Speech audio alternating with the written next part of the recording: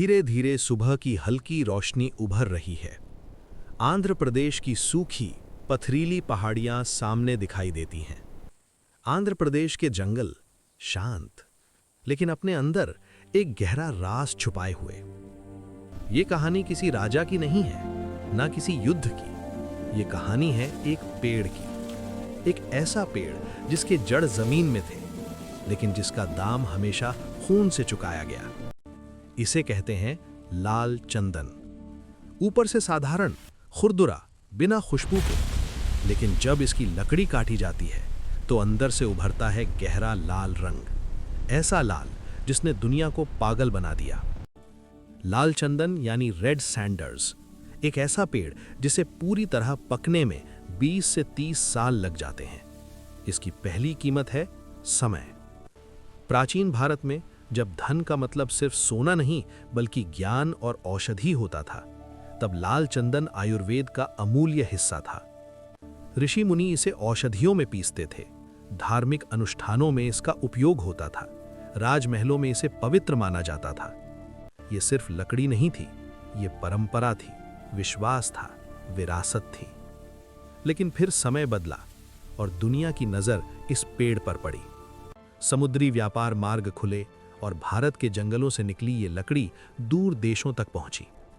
चीन के शाही दरबारों में लाल चंदन से बने सिंहासन सजने लगे। चीन में इसे राजसी शान का प्रतीक माना गया। जापान में इससे संगीत के वाद्य यंत्र बनाए गए। जापान के कारीगरों ने इसकी मजबूती और रंग को सराहा। अरब देशों में इसे औषधि के रूप में महत्व दिया गया। अरब वर्ल्ड के बाजारों में इसकी डिमांड बढ़ती गई। एक पेड़ जो भारत के जंगलों में चुपचाप खड़ा था, अब अंतरराष्ट्रीय बाजार में सोने से भी महंगा हो चुका था। जहां कीमत करोड़ों में हो, वहां लालच आना तय है। ब्रिटिश राज के दौरान जब भारत पर यूनाइटेड किंगडम का शासन था, तब जंगलों को प्राकृतिक धरोहर नहीं बल्कि संपत्ति माना गया। कानून बने, स्थानीय लोगों से अधिकार छीने गए और लाल चंदन पर सरकारी नियंत्रण लगाया गया। लेकिन लालच कभी कानून नहीं मानता। समय बदला, देश आजाद हुआ, लेकिन कहानी नहीं बदली। जैसे जैसे लाल चंदन दुर्लभ होता गया, वैसे वैसे इसकी तस्करी संगठित अपराध में बदलती गई। रात के अंधेरे में पेड़ काटे गए, गरीब मजदूरों को डर और लालच के बीच जंगल भेजा गया।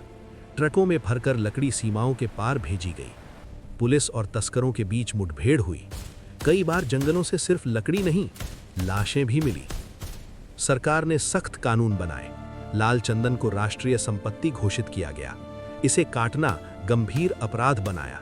निर्यात पर प्रतिबंध लगाया गया। विशेष सुरक्षा बल तैनात किए गए। लेकिन सवाल आज भी वही है, क्या कानून लालच से तेज दौड़ सकता है? आज लाल चंदन खतरे में है। सीमित जंगल, अवैध कटाई और अंतर्राष्ट्रीय डिमांड का दबाव।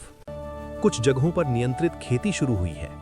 संरक्षण के प्रयास जारी हैं। वैज्ञानिक और वन अधिकारी इसे बचाने की कोशिश कर रहे हैं। लेकिन ये लड़ाई आसान नहीं है, क्योंकि अगर लाल चंदन खत्म हुआ तो सिर्फ एक पेड़ नहीं मरेगा, मर जाएगी भारत की हजारों साल पुरानी एक विरासत। ये कहानी यहीं खत्म नहीं होती। ये फैसला हमें करना है। क्या लाल चंदन बचेगा या सिर्फ किताबों में रह जाएगा?